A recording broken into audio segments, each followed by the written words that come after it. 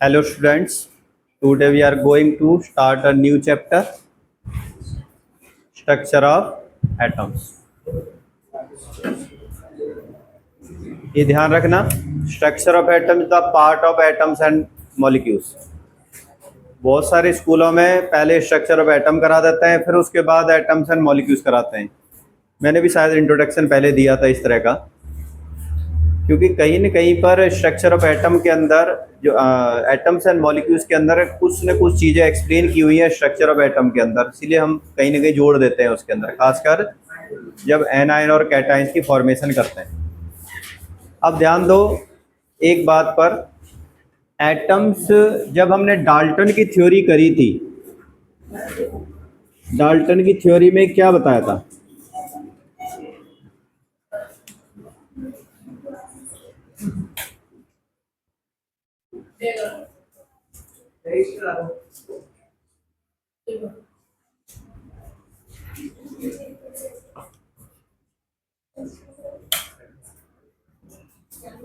Dalton की theory में क्या था? डाल्टन की थ्योरी में एक ये पॉइंट था कि atom is indivisible particle. Atom क्या होता है कि इंडिविजिबल पार्टिकल होता है। इसका मतलब क्या है कि एटम एक ऐसा लास्ट फाइन पार्टिकल है जिसको और आगे हम डिवाइड नहीं कर सकते। लेकिन जब और एडवांस थ्योरी आई तो उनमें देखा गया कि भाई एटम्स को भी आगे डिवाइड कर सकते हैं और इसके फाइन पार्टिकल हो सकते हैं एटम्स के। अब जो फाइन पार्टिकल थे, इनको डिस्कवर करने के लिए कई सारे साइंटिस्ट अपने अपने मतलब क्या नाम है लेवल पर सर्च कर रहे थे, इन्वेंट कर रहे थे। उनमें से एक थ्योरी किसकी आई? जे थॉमसन की आई। एक थ्योरी रदरफोर्ड की आई। एक थ्योरी नील्स बोर की आई। तो उन्होंने कहीं न कहीं पर जैसे जैसे मतलब क्या नाम है आगे टाइम बढ़ता गया, मशीनरी बनती गई, वैसे वैसे उनकी इन्वेंशन में और ज़्यादा सुधार होता गया। अब जो सबसे पहले जो बोला था कि भाई एटम्स के अंदर कि atom is not a individual particle, it can further divide the sub microscopic particle. तो भाई ये इंडिविजुअल पार्टिकल नहीं है, एटम को भी और आगे हम सब माइक्रोस्कोपिक पार्टिकल में डिवाइड कर सकते हैं। इसको खोजा कैसे गया? तो आप समझो कि इसको सबसे पहले जब देखा गया था तो एक साइंटिस्ट जे थॉमसन था।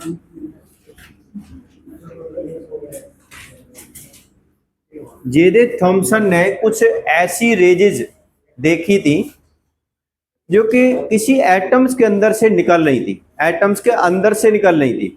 और जो एटम्स के अंदर से निकल रही थी वो रेज एटम की ही बनी हुई थी, लेकिन एटम के मास और उनसे बिल्कुल डिफरेंट थी, निकल एटम से ही रही थी वो। उसने क्या किया था कि एक ग्लास डिस्चार्ज ट्यूब ली, इसको ग्लास डिस्चार्ज ट्यूब कहते हैं, इस तरह की पूरी ग्लास की बनी होती है ये। यहाँ से एक वैक्यूम पंप डाला गया इस जगह से, जिसके अंदर हम इसके अंदर प्रेशर कितना है इसको आसानी से क्या कर सकते हैं, मेंटेन कर सकते हैं। और उसके बाद इस जगह पर हाई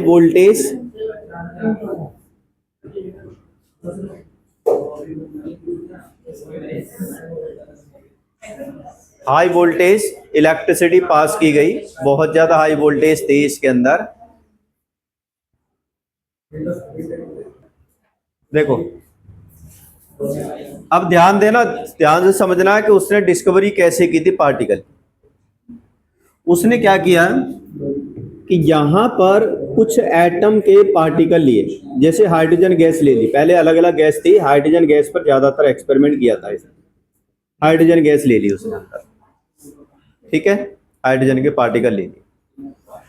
पहले क्या किया कि और इस जगह पर फ्लोरोसेंट, फ्लोरोसेंट का मतलब क्या होता है, कुछ ऐसे क्या नाम है कोई लेप लगा लिया जिससे कि उसको ये पता चले कि अगर यहाँ से कोई कुछ हरकतें होगी तो इसके ऊपर कुछ देखना चाहता था कि कुछ मतलब चीजें हमें देखने को मतलब ऑब्जर्व हो पाती है नहीं हो पाती।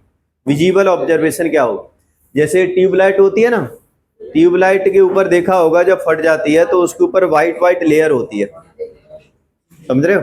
ट्यूबलाइट के अंदर जो ग्लास होता है उसके अंदर क्या होता है, एक वाइट वाइट कलर का पूरा पेंट सा हो रखा होता है।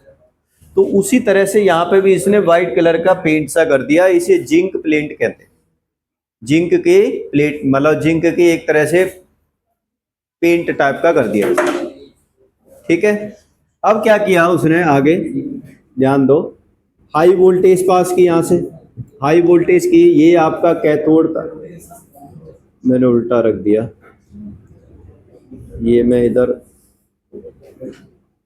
ऐसे बना देता हूं, ये कैथोड था और ये आपका एनोड था।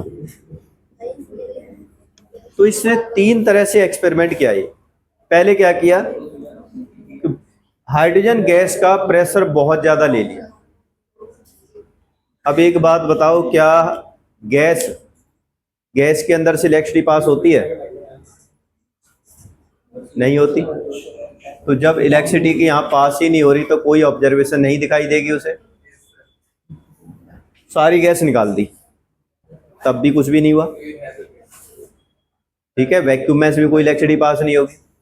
उसने क्या किया, हाइड्रोजन के कुछ पार्टिकल लिए, मतलब बहुत लो प्रेशर ले लिया, कुछ 10 20 50 100 ऐसे पार्टिकल अंदर भर लिए, और उसके बाद यहां से हाई वोल्टेज अप्लाइड की, 1000 वोल्टेज तक, समझ रहे हो? तो उसने क्या देखा, जैसे यहां पर अब हाई वोल्टेज मतलब क्या नाम है ली, तो उसने यहां पर कुछ ग्लोइंग दिखाई दी। उसने ग्लोइंग मतलब चमक, जैसे रॉड नहीं चमक जाती, उस तरीके से कुछ ग्रीनिश कलर की ग्लोइंग दिखाई दी यहां पर।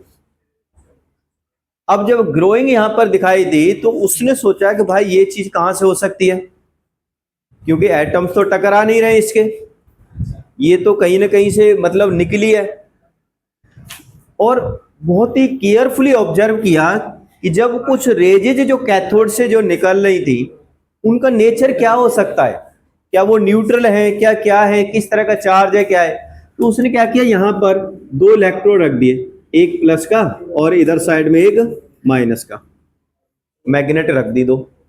तो जो रेजेज यहां से निकल रही थी वो धीरे धीरे करके किधर जा रही थी, सारी की सारी रेजेस प्लस की तरफ। इसका मतलब ये जो रेजेस निकल रही है ना, इन पर कौन सा चार्ज होना चाहिए, नेगेटिव चार्ज होना चाहिए, क्योंकि किधर जा रही है ये पॉजिटिव चार्ज।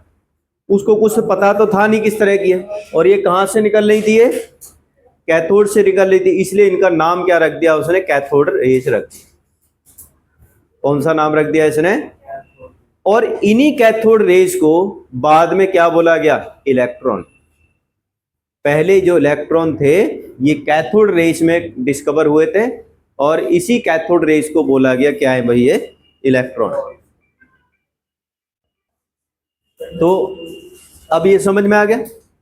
तो हम सबसे पहले किसको डिफाइन करेंगे, कैथोड, कैथोड रेज। अब लिखो कैथोड रेज, लिखो कैथोड रेज।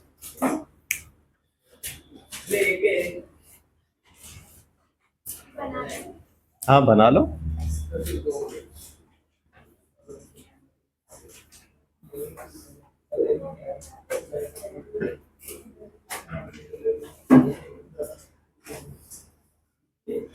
टाइम वेस्ट मत करना भाई पीछे। कैथोड रेज को डिफाइन करो एक बार, कि these are the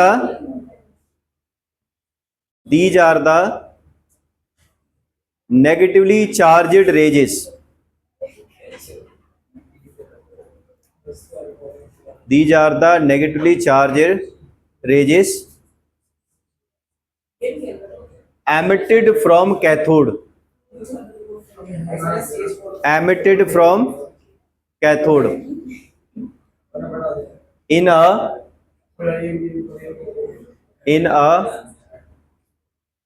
glass discharge tube, in a glass discharge tube.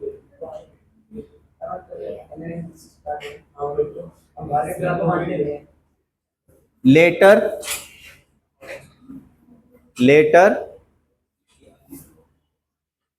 later these rays were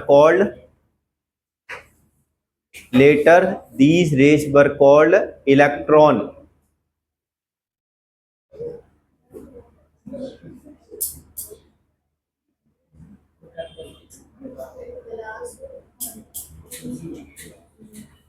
नीचे लाइन से लिखोगे, सो electron are discovered by J Thomson. Electron को किसने डिस्कवर किया था? J Thomson.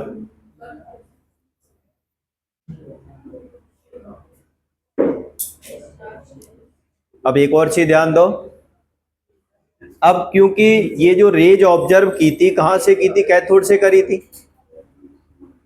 अब एक चीज बताओ मुझे, हाइड्रोजन है,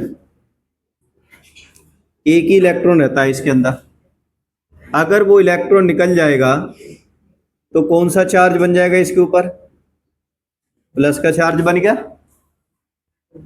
समझ रहे हो?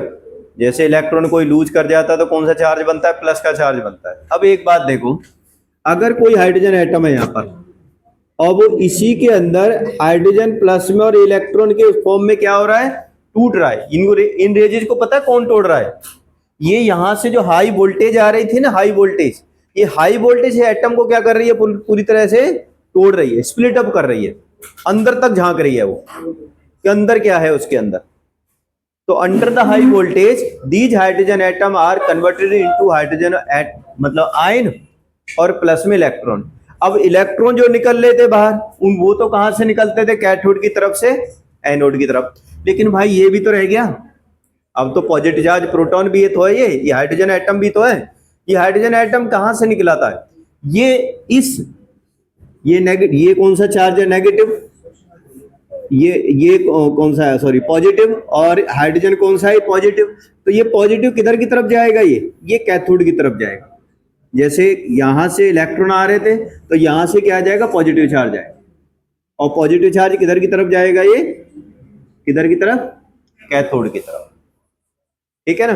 तो जो हमने जिस तरह से कैथोड को डिफाइन किया था उसी तरह से एनोड को डिफाइन करते हैं। बस फर्क इतना है, कैथोड रेज कहां से निकली थी? कैथोड से निकली थी। और एनोड रेज कहां से निकली थी? एनोड से निकली थी। कैथोड को किसने डिस्कवर किया था? जे थॉमसन ने डिस्कवर किया था। इसने तो यहीं तक छोड़ दी थी। उसके बाद जो दूसरी रेज है जो मैं बता रहा हूं, एनोड रेज या कैनल्स रेज, ध्यान रखना इनको कैनल्स रेज भी कहते हैं, क्योंकि कैनल के अंदर से निकल के जा रही थी, कैनल लगाई थी यहां पर उस, और या एनोड रेज भी कहते हैं, एनोड रेज। ठीक है, लेकिन जैसे कैथोड रेज नेगेटिव चार्ज थी, ये कौन सी थी? Positive charge. तो नीचे लिखो कैनल्स रेज, कैनल्स रेज। इसमें लिखो these are the positively charged rays. These are the positively charged rays. These are the positively charged rays emitted from anode. Emitted from anode. Emitted from anode towards cathode. Towards cathode in a glass discharge tube. In a glass discharge tube. बाद में इन raises को क्या बोला गया? क्या बोला गया इन raises को बाद में? Proton. Later these rays were called proton. तो एक बात बता दूं मैं, जो मैंने हाइड्रोजन प्लस लिखा है ना, ये क्या होता है? ये प्रोटॉन ही होता है एक तरह से। ये भी पॉजिटिव चार्ज होता है, ये भी पॉजिटिव चार्ज होता है। ठीक है, तो ये भी ध्यान रखना। ये अभी मैं पीस लास्ट में जब कराऊंगा तो उसमें भी ये चीजें दिखाऊंगा कि इसको ये भी कहते हैं। हाँ, दीज रेज, नेक्स्ट लाइन से लिखोगे these raise were discovered by, these rays were discovered by Goldstein. These rays were discovered by Goldstein.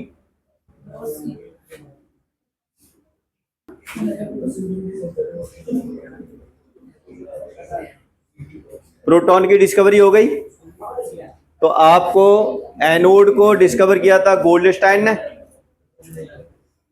Sorry proton को डिस्कवर किया था गोल्डस्टीन ने, इलेक्ट्रॉन को डिस्कवर किया था जे। अब कौन सा पार्टिकल रह गया? एक न्यूट्रॉन रह गया। ठीक है, लिखो न्यूट्रॉन के बारे में भी थोड़ा सा, इसके बारे में कुछ ज्यादा नहीं है हालांकि। Neutron is the neutral particle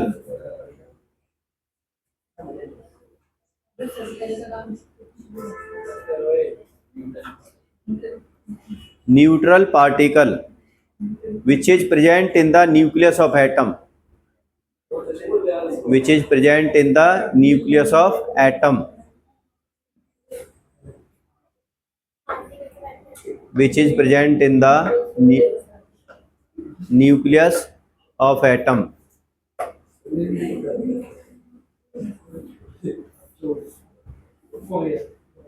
It was discovered by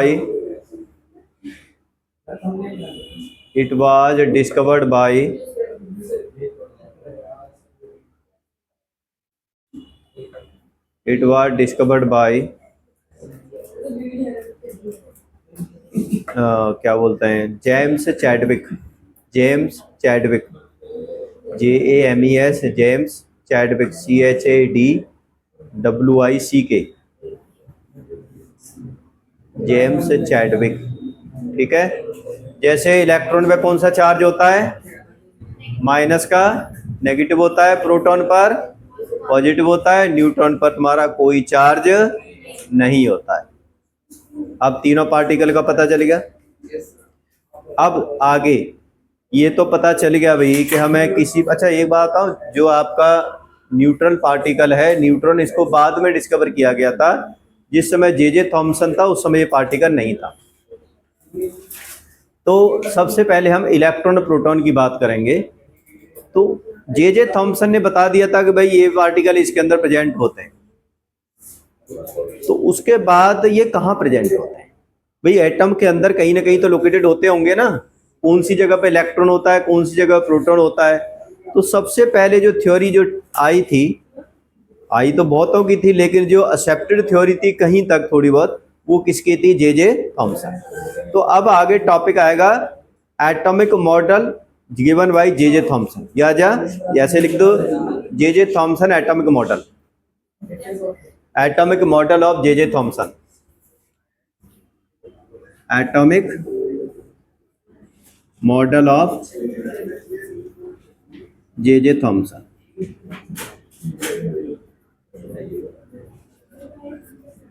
atomic model of J Thomson, ये हटा देता हूं।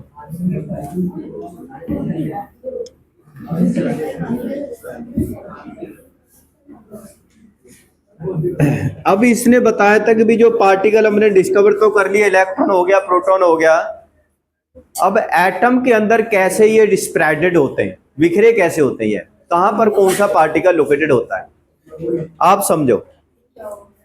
तो उसने क्या बोला था? उसने बोला था कि भाई किसी भी एटम के अंदर जो प्रोटॉन है वो तो पूरे एटम में यूनिफॉर्मली डिस्ट्रीब्यूटेड होते हैं, यूनिफॉर्मली एक जैसा पूरी तरह से ऐसे भरा हुआ है एटम। किसके थ्रू? प्रोटॉन के थ्रू। और जो इलेक्ट्रॉन, क्या बोला भाई? इलेक्ट्रॉन क्या है कि रैंडमली ये कहीं पे भी धसे होते हैं, रैंडमली एक इलेक्ट्रॉन यहां धस गया, एक यहां धस गया, एक यहां पर आ गया, एक यहां पर आ गया, यहां पर आ गया। आप अज्यूम करो वाटरमेलन है, रेड एडिबल पार्ट क्या हो गया आपका? पूरी तरह से यूनिफॉर्म में भरा होता है। धसे कौन होते हैं उसमें? है वाटरमेलन में क्या धसे होते हैं अंदर? क्या होते हैं वो? क्या होते हैं वो? बीज।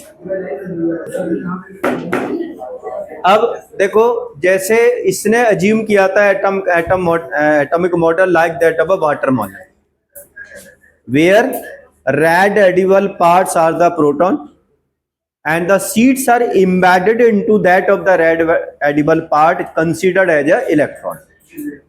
समझ रहे हो? आप ऐसे भी समझ सकते हो, शायद यहाँ तो कोई क्रिश्चियन तो है नहीं, लेकिन क्रिश्चियन जी क्या होते हैं, जब ये वो होता है ना, क्या नाम है, क्रिसमस डे, उस पर एक पुडिंग बनाते हैं हलवा टाइप का, ठीक है। उसमें क्या है कि जैसे ड्राई फ्रूट्स वगैरह ये सारा कुछ होता है ना, क्रिसमस पुडिंग कहते हैं उसे हम। तो ड्राई फ्रूट वगैरह होता है ना, ये पूरे के अंदर कहीं कहीं पे ड्राई फ्रूट क्या हो जाते हैं, उसके अंदर धस जाते हैं। तो आप उसको कंपेयर क्रिसमस पुडिंग से भी कर सकते हैं या वाटरमेलन से भी कर सकते हैं, ठीक है ना। तो कई बार आ जाता है कि बताओ जो जे थॉमसन का मॉडल था वो किसके थ्रू इसने अपना मॉडल क्या नाम है कंपेयर किया था। तो रेड एडिबल पार्ट को क्या माना था इसने, प्रोटॉन माना था। ऐसी क्रिसमस पुडिंग के अंदर जो आपका क्या बोलते हैं पुडिंग वाला पार्ट क्या माना था इसने, प्रोटॉन माना था। और जो ड्राई फ्रूट्स उसके अंदर एम्बेडेड थे उनको क्या माना था इसने, इलेक्ट्रॉन माना था। उस तरीके से आप क्या नाम है उसको कंपेयर कर सकते हैं, पहली बात। अब कंक्लूजन क्या निकाला था इसने तो बोल दिया इसने। तो इसके मेन दो पार्ट कंक्लूजन थे।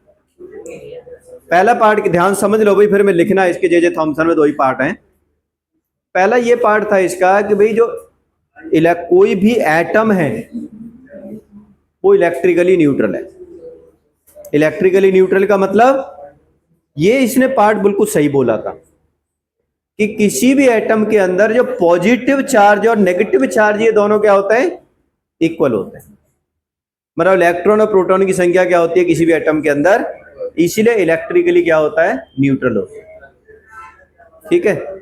दूसरा पार्ट क्या था इसका, दूसरा पार्ट ये था कि भाई जो प्रोटॉन है वो तो क्या होता है कि पूरे एटम में यूनिफॉर्मली डिस्ट्रीब्यूटेड होते हैं, और जो इलेक्ट्रॉन है वो क्या होते हैं, रैंडमली उस पार्ट के अंदर एटम के अंदर क्या होते हैं, एम्बेडेड रहते हैं। ये दो इसके पोस्टुलेट्स। अब लिखो postulates of J Thomson model, atomic model.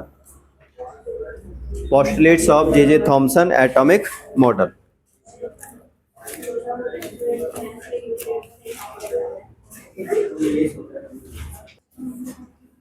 लिखो Thomson proposed that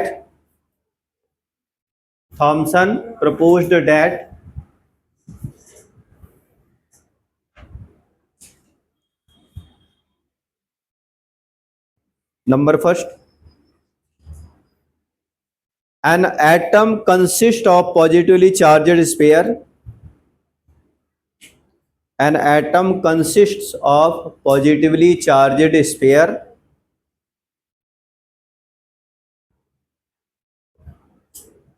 An atom consists of positively charged sphere and electrons are embedded in it. And electrons are embedded in it.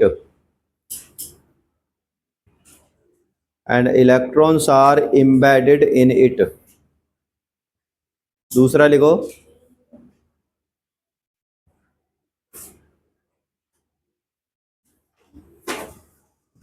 the negative and the positive charge are equal in magnitude.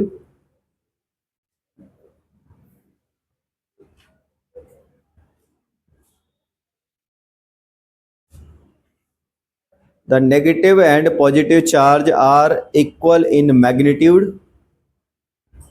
मतलब electron और proton क्या है, दोनों same होते हैं. So the atom as a whole is electrically neutral. So the atom as a whole, so the atom as a whole is electrically neutral.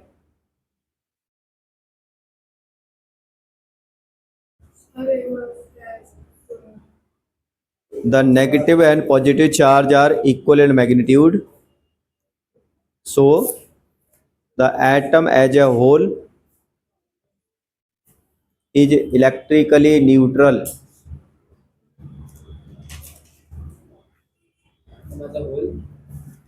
Is electrically neutral.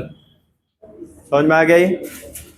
अब इसकी limitation भी दी हुई, क्योंकि इसका मॉडल बहुत ज़्यादा पॉपुलर नहीं हुआ, क्योंकि क्या मैंने कहा ना, जैसे कि जिस समय पर ये एक्सपेरिमेंट कर रहा था उसके साथ साथ और भी कई सारे साइंटिस्ट एक्सपेरिमेंट कर रहे थे और देख रहे थे कि भाई एटम के अंदर और चीज़ें कैसे अरेंज होती हैं, जो हमने डिस्कवर की हैं ये अरेंज कैसे होती हैं, समझ रहे हो। तो दूसरा साइंटिस्ट था एक जिसकी और इससे बेटर वाली थ्योरी थी, वो था Rutherford model of atom.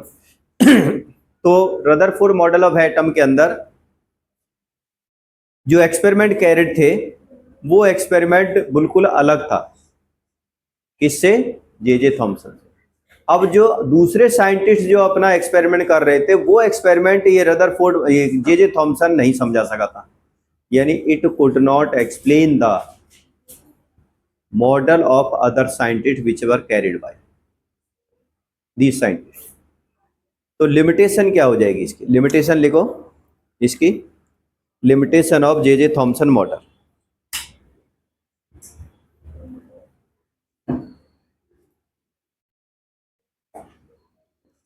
The result of the, इसमें लिखो the result of the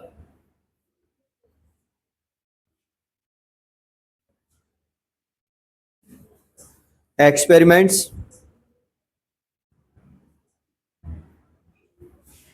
the result of the experiment carried out by other scientists,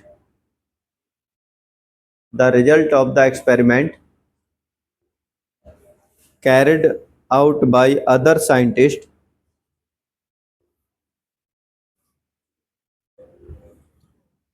could not be explained by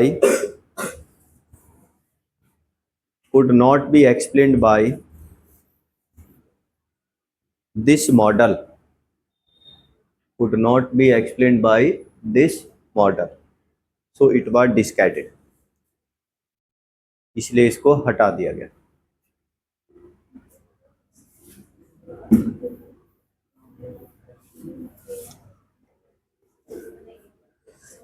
ठीक है, अब हम पढ़ते हैं रदरफोर्ड मॉडल ऑफ एटम।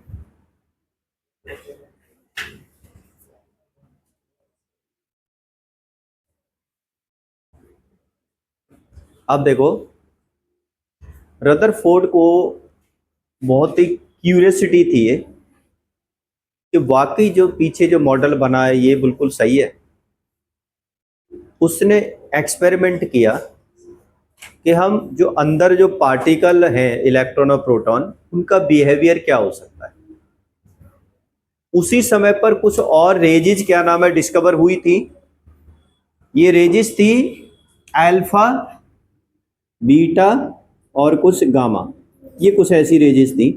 ये ऐसी रेजिज थी कि किसी जो बड़े बड़े हैवियर एटम होते हैं जिनको हम रेडियो एक्टिव एलिमेंट्स कहते हैं, उन एटम के अंदर से ये रेजिज निकलती हैं, समझ रहे हो कैसे? देखो, अगर मान लो मैं एक यहाँ पे एक्सपेरिमेंट करता हूँ, ये हेनरी बैंकोरेल ने, एक साइंटिस्ट था, उसने एक्सपेरिमेंट किया था ये वाला। उसने क्या किया था कि भाई रेडियम लिया या कोई एटम लिया और उस एटम के अंदर से उसको यहाँ रख दिया अंदर, और इस जगह पर क्या कर लिया उसने, एक लेड प्लेट ले ली, ये लेड है। अब जो छोटा सा जो पीस रखा हुआ था, उस पीस को अंदर रखने के बाद उसने देखा कि इसके अंदर से जो रेडिएशन बाहर आ रही है उनका नेचर क्या है, जो बाहर रेजिस निकल रही है इनविजिबल टाइप की, उनका नेचर क्या है। तो उसने क्या किया कि एक तरफ तो पॉजिटिव चार्ज रख दिया, एक तरफ नेगेटिव चार्ज रख दिया। तो देखा कि कुछ रेजिस तो क्या है वो प्लस की तरफ जा रही है, कुछ रेजिस माइनस की तरफ जा रही है, कुछ रेजिस क्या है बिल्कुल सीधी जा रही है। ठीक है, तो जो प्लस की तरफ जा रही होंगे उन पर कौन सा चार्ज होना चाहिए? माइनस का चार्ज होना चाहिए। जो माइनस की तरफ जा रही है उन पर कौन सा चार्ज होना चाहिए? प्लस का चार्ज होना चाहिए। और जो किधर भी नहीं मुड़ रही, सीधी जा रही है, इसका मतलब उनके पास कोई भी चार्ज नहीं है, समझ रहे हो। तो इनका प्रॉपर्टी जान के कि भाई ये जो रेजेज इधर उधर जा रही है, इनका मास क्या है, इनकी प्रॉपर्टी क्या है, वो सारा जान के इसने नाम रखा था जो प्लस की तरफ जा रही है, यानी जिनके पास प्लस का चार्ज है, उनको बोला गया अल्फा रेजेस। क्या बोला गया? Alpha raises, alpha particle. क्या बोलते हैं इनको, जिस पर कौन सा चार्ज होता है, पॉजिटिव चार्ज, जैसे प्रोटॉन पर प्लस का होता है। अब इसके जो नेगेटिव की माइनस की तरफ जा रही थी उनको बोला गया बीटा रेजेस या बीटा पार्टिकल। इन पर कौन सा चार्ज था आपका, नेगेटिव चार्ज था, ठीक है। और जिन पर कोई भी किसकी तरफ भी नहीं जा रही थी, सीधी जा रही थी वो, उन पर कोई चार्ज नहीं है, इनको क्या बोला गया, गामा रेजेस।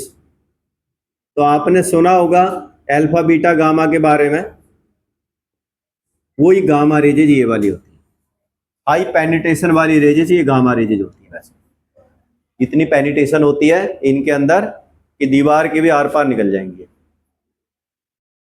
ठीक है, इतनी ज्यादा पावरफुल होती है वाली। इसीलिए तो रेडियो एक्टिव एलिमेंट के अगर कोई भी कांटेक्ट में आ जाए तो हमारी बॉडी के आर पार निकल जाती है वो, और वो बॉडी के जो सेल्स होते हैं ना, टिश्यू वगैरह होते हैं, उनको सबको जला देती हैं ये, समझ रहे हो। एक साइंटिस्ट था जिसका नाम है, क्या नाम है, रेडियम की खोज की थी उसने, थोरियम और रेडियम दोनों, मैरी क्यूरी, ठीक है। हाँ, मैरी क्यूरी साइंटिस्ट, मतलब एक बहुत बड़ी साइंटिस्ट थी, रहती तो पोलैंड में थी। अब पोलैंड के अंदर फर्स्ट वर्ल्ड वार के बाद में बहुत ज़्यादा हालत ख़राब हो गई थी, इस वजह से वो वहाँ से वो फ्रांस चली गई। फ्रांस के अंदर उसने काफ़ी एक्सपेरिमेंट किए थे, और एक्सपेरिमेंट के बेसिस पर उसने दूसरा पार्टिकल, क्या नाम है, ये रेडियम की खोज की थी। पहले थोरियम की थी, फिर रेडियम की थी उसने। और वो इतना ज़्यादा, मतलब क्या नाम है, अंदर तक घुसी हुई थी उस उनके अंदर, कि उसको खुद जो रेडिएशन थी वो खुद को इफेक्ट कर गई। मतलब उसकी स्किन पूरी तरह से जल गई, आंखों में बड़े बड़े गड्ढे पड़ गए उसके, और उसको पता नहीं एक ऐसी बीमारी बन गई आंखों की जो कोई कभी खत्म, मतलब ठीक ही नहीं हो सकती थी। उसके बावजूद भी मरते मरते दम तक वो इतना सारे एक्सपेरिमेंट करके गई थी। लास्ट टाइम मेरे ख्याल में वो ज़्यादा टाइम तक जिंदा नहीं रही थी, वो खत्म हो गई थी। तो जो साइंटिस्ट पहले, क्योंकि उस समय तो इतना ज़्यादा खास पता नहीं था ना कि रेडिएशन जो निकल रही है इनका प्रभाव क्या होता है हमारी बॉडी के ऊपर, बस वो एक्सपेरिमेंट करना था उनका। लेकिन वो एक्सपेरिमेंट वरदान साबित हुए उनके लिए, इतने सारे एलिमेंट। और सबसे बड़ी बात देखो उसने क्यों एक्सपेरिमेंट किया था इसका, अगर कभी मैरी क्यूरी की तुम वो देखोगे ना, आपको पता चलेगा। जब ये सेकंड वर्ल्ड वार हो रहा था, फर्स्ट वर्ल्ड वार हो रहा था, तो लाखों जो क्या नाम है सैनिक थे पोलैंड के और फ्रांस के, वो second world war, first world war में मारे गए थे वो, समझ रहे हो। और उनका इलाज करने के लिए उसने ये देखा था, एक्सरे तो किया था किसके थ्रू, इसी रेडियम और थोरियम के थ्रू। प्रॉपर उसने मशीन बनाई थी, एक्सरे मशीन, क्योंकि गोली कहाँ पर है उनको पता ही नहीं चल रहा था, गोली कहाँ पर है। उन्होंने अपना ऐसा डिवाइस बनाया था, युद्ध क्षेत्र के अंदर उस डिवाइस को लेके गई, हर किसी का स्क्रीनिंग किया, गोली देखी और वहां पर निकाली। कितने लाखों आदमियों की जान बचाई थी उसने, सिर्फ इसी के थ्रू। क्योंकि एक्सरे बड़े आसानी से कर सकते थे, क्यों आर पार निकल जाती थी, उसकी इमेज आ जाती थी आगे कि भाई कौन सी जगह पर गोली है, उसको वह आसानी से निकाल सकते थे, समझ रहे हो। लेकिन उसकी डिस्कवरी का आज देखो कितना बड़ा बुरा फायदा भी उठाया जा रहा है, जगह जगह एटम बम भी बन गए, सब कुछ बन गए, अच्छा भी हुआ बुरा भी हुआ उसके। तो चलो खैर, ये इनको, इन रेडिएशन को हम कहते हैं अल्फा बीटा गामा। और इस तरह से जो रेडिएशन निकालते हैं उन एटम को कहते हैं रेडियो एक्टिव एलिमेंट्स। इन एटम को क्या कहते हैं, रेडियो एक्टिव एलिमेंट्स। जो रेडिएशन जो देखी थी, ये देखी थी हेनरी बैंकुरेल, उसने बता दिया था कुछ रेडिएशन निकलती है इस तरह की, ठीक है। अब कौन कौन से एलिमेंट से निकलती हैं, वो पोलोनियम एक एलिमेंट था, उसने देखा था, उसने कहा था कि भाई एक पोलोनियम एलिमेंट है जो इसी से निकल सकते, बाकी किसी कोई भी एलिमेंट नहीं है जिससे कोई रेडिएशन निकले। उसके बाद तो बहुत सारे, नहीं पोलोनियम में तो सॉरी इसने खोजा था, मैरी, क्या बोलते हैं, मैरी क्यूरी। पोलोनियम पोलैंड के नाम पर पड़ा था इसका नाम, इसलिए मुझे पोलोनियम तो इसी ने खोजा था। और उसके बाद रेडियम खोजा था, थोरियम था पहले, ठीक है, जिससे रेडिएशन निकल रही। कुछ ही एलिमेंट है जिससे रेडिएशन निकले, तो उसके बाद तो बहुत सारे एलिमेंट आए। चलो खैर, ये तो खैर आप अगली क्लासेस में कभी जाके पढ़ोगे, अगर शायद थोड़ा बहुत आएगा तो फिजिक्स के अंदर। लेकिन हमारा मेन मकसद था कि भाई अल्फा पार्टिकल पर कौन सा चार्ज होता है, आपका पॉजिटिव चार्ज होता है। अब ध्यान दो, रदरफोर्ड ने क्या किया था, ध्यान दो भाई, keep your mind here, the experiment carried by the Rutherford. पहले एक्सपेरिमेंट को एनालाइज कर लेते हैं, उसके बाद लिखना। मैं सारे क्वेश्चन लिखाऊंगा इसके अंदर, पहले समझ लो। अल्फा पार्टिकल के बारे में आपको सारा पता चल गया। ये भी ध्यान रखना, अल्फा पार्टिकल को ऐसे लिखते हैं और इस पर हीलियम न्यूक्लियस, जो हाइड्रोजन का हीलियम का न्यूक्लियस होता है ना, हीलियम का एटम, उसके बराबर इसका एटॉमिक मास और एटॉमिक नंबर होता है। मतलब जो अल्फा पार्टिकल के अंदर जो मास होता है ना, वो किसके बराबर होता है? हीलियम एटम के बराबर।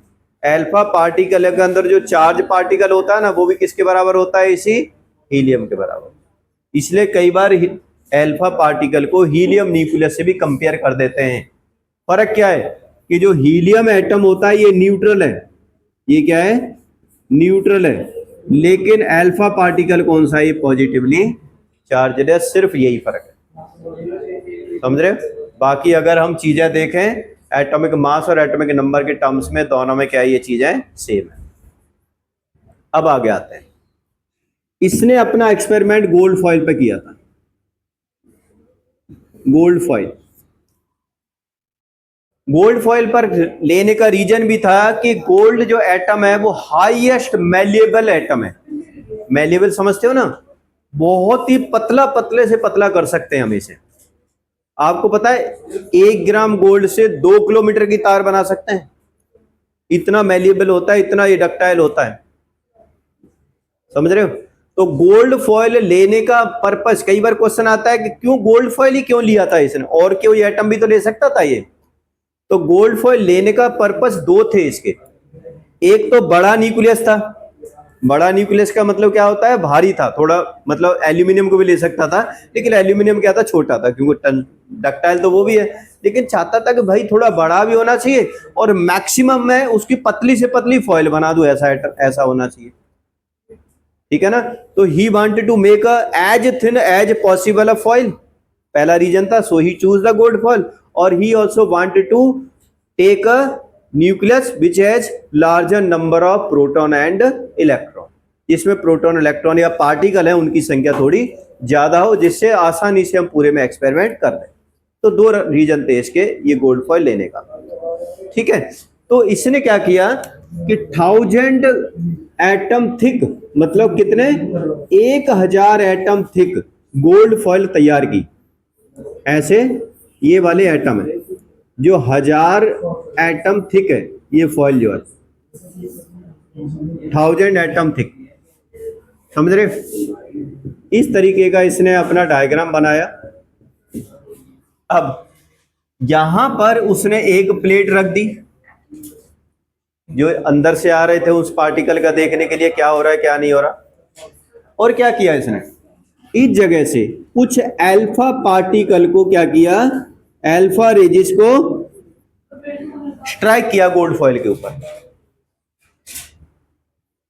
अल्फा पार्टिकल को यहां से स्ट्राइक किया, और वो किससे के थ्रू किया था? जो अभी हमने एक्सपेरिमेंट किया था ना, क्या नाम है, थोरियम को, रेडियम को अंदर रख दिया था, उससे जो पार्टिकल निकल रहे थे, उन पार्टिकल को, अल्फा वाले पार्टिकल को इसने इसकी तरफ भेजा, समझ रहे?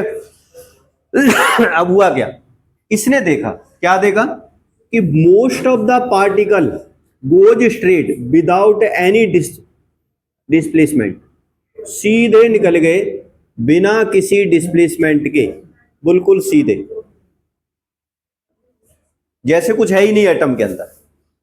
कौन सा पार्टिकल था ये? अल्फा पार्टिकल, जिस पर कौन सा चार्ज होता है? पॉजिटिव, समझ रहे हो? उसके बाद क्या हुआ कि इसने देखा कि भाई कुछ पार्टिकल ऐसे भी हैं जो कुछ लार्ज एंगल से डिस्प्लेस हो रहे हैं या फिर स्मॉल एंगल से डिस्प्लेस हो रहे हैं। कुछ पार्टिकल ऐसे भी हैं जो लार्ज एंगल से या स्मॉल एंगल से क्या हो रहे हैं? डिफ्लेक्ट हो रहे हैं, रिफ्लेक्ट हो रहे हैं एक तरह से। बड़ा अजीब था एक्सपेरिमेंट, उसने भी देखा। लेकिन सरप्राइजिंग तो तब रहा ये, उसने देखा कि भाई कुछ पार्टिकल तो सीधे जाकर के ऐसे वापस आ रहे हैं, जैसे किसी बॉल को मारो, फट से हाथ में पकड़ लो, समझ रहे हो? अब उसने इस चीज पर तो बड़ा आश्चर्य रह गया भाई, तो ये क्या चीज है अंदर एटम के अंदर जो किसी भी चीज को नहीं अंदर बाहर जाने दे रही है। तो अब क्या हुआ क्या, अब ध्यान से समझना। जे थॉमसन ने क्या बोला था, जे थॉमसन ने बोला था कि भाई जो पॉजिटिव चार्ज है पूरे एटम के यूनिफॉर्मली क्या होता है, डिस्ट्रीब्यूटेड होता है, यही बोला था ना। अब क्योंकि इस पर कौन सा चार्ज होता है, पॉजिटिव चार्ज होता है, और प्रोटॉन पर भी कौन सा होता है। तो अगर पॉजिटिव पॉजिटिव चार्ज यहां पर भी पॉजिटिव होता है तो पॉजिटिव पॉजिटिव तो क्या करते हैं, रिपेल करते हैं, तो ये सीधा जाता ही नहीं। ये तो जैसे ही पॉजिटिव यहां को डिटेक्ट होता है तुरंत बिखर जाता। मतलब किसी भी एटम के अंदर अगर हर जगह पर पॉजिटिव है, आएगा ऐसे चला जाएगा, आएगा ऐसे जाएगा, आएगा ऐसे जाएगा, आएगा ऐसे चला, मतलब कोई उसका डायरेक्शन ही नहीं होगी, क्योंकि हर जगह पर इंटरेक्ट करना पड़ता है पॉजिटिव पार्टिकल से। उसके उलट देखा इसने तो देखा ज्यादातर पार्टिकल तो भाई सीधे जा रहे हैं, कहीं भी कोई उसको हिंड्रेंस मिल ही नहीं रहा। 12,000 में से एक, 20,000 में से एक पार्टिकल ऐसा था जो रिबाउंड हो रहा था। समझ रहे हो, इसके बेस पे क्या कंक्लूजन निकाला था इसने बेस पर जो कंक्लूजन था वो ये था, पहला एक्सपेरिमेंट जो पहली ऑब्जर्वेशन थी ये थी कि most of the particle goes straight. तो इससे क्या इन्फ्रेंस क्या निकला था, इन्फ्रेंस ये निकला था उससे भाई most of the part of atom, जो एटम है ना ये वाला, इसका ज्यादातर पार्ट क्या पूरी तरह से खाली है, पूरी तरह से क्या है, एम्प्टी है। Most of the part of the atom is empty. समझ रहे हो। फिर क्या हुआ, फिर उसके दूसरे वाले में कैसे फिर रिबाउंड कैसे हो गया, रिबाउंड क्या क्यों हुआ, दूसरा था कि भाई जो पॉजिटिव चार्ज है एटम का, पॉजिटिव जो हमने खोजा था वो पूरे एटम में डिस्ट्रीब्यूटेड नहीं होता, ये कहीं सेंटर में लोकलाइज होता है।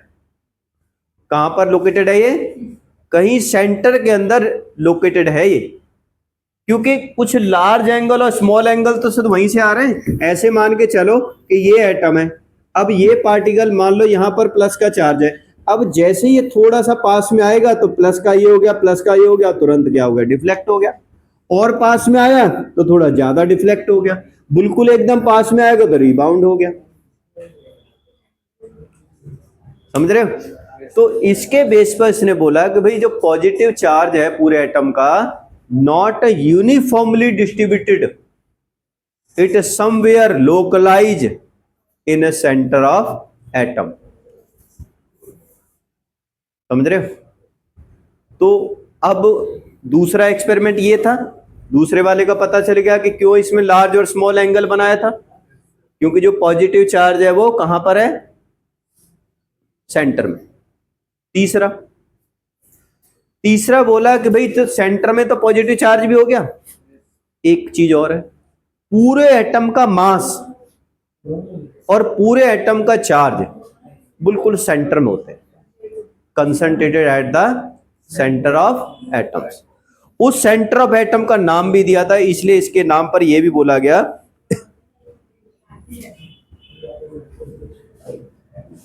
उस सेंटर ऑफ एटम को पहले नाम कहते हैं न्यूक्लियस ऑफ एटम।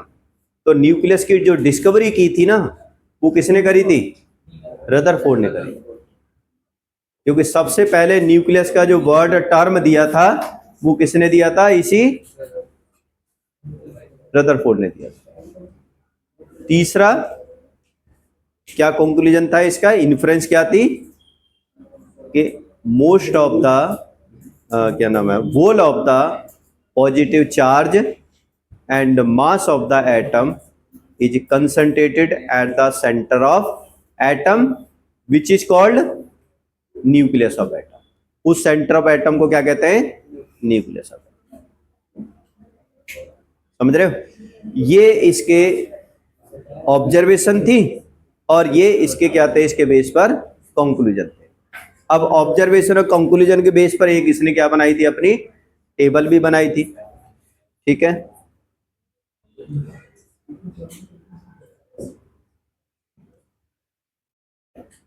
टाइम भी इतना ज्यादा नहीं, फिर तो मैं लिखाऊंगा तो अगर अलग अगली बार, लेकिन और आगे समझो इसको थोड़ा सा। समझ में आ गया? कौन कौन से क्वेश्चन बनते हैं इसमें?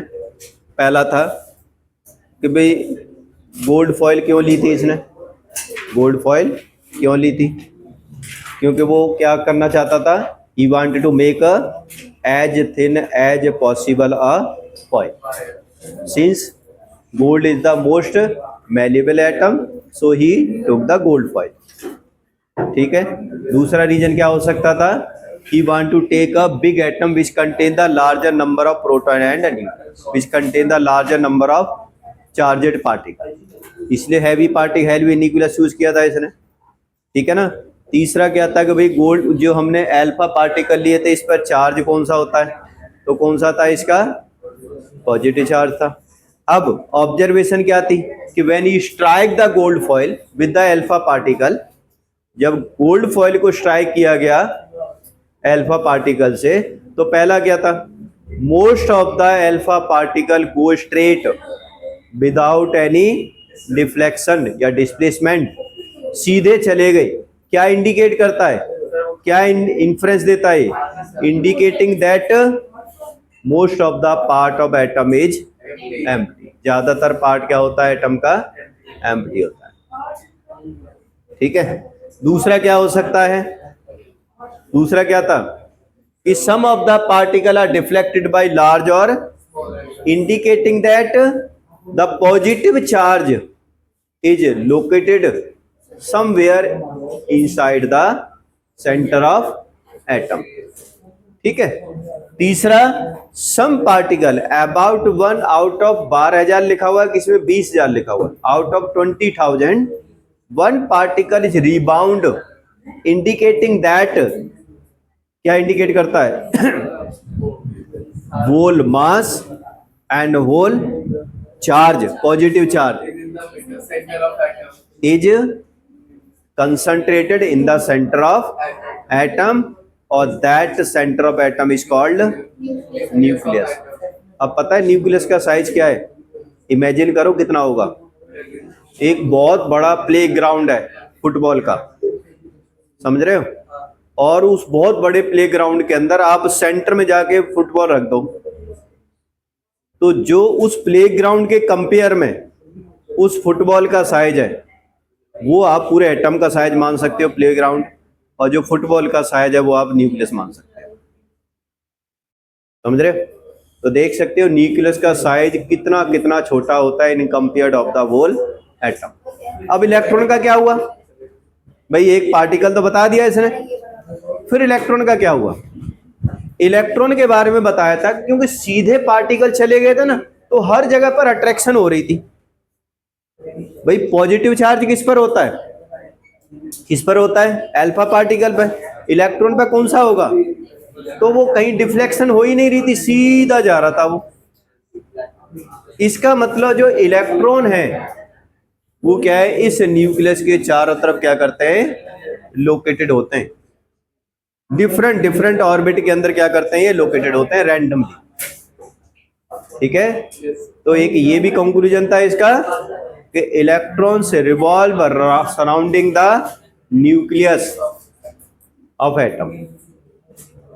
ठीक है।